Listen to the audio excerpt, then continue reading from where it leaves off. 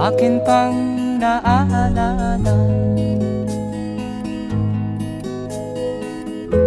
Noong si ama'y nabubuhay pa, ang sabi niya'y Freddy, mag-aral kang mabuti,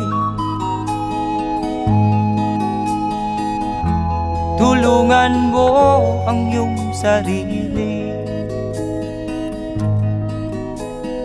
Ang nais niya'y hindi nasunod, pagkat ako'y may dahilan. Ang nais ko'y umawit, tumugtog ng gitara, at ako'y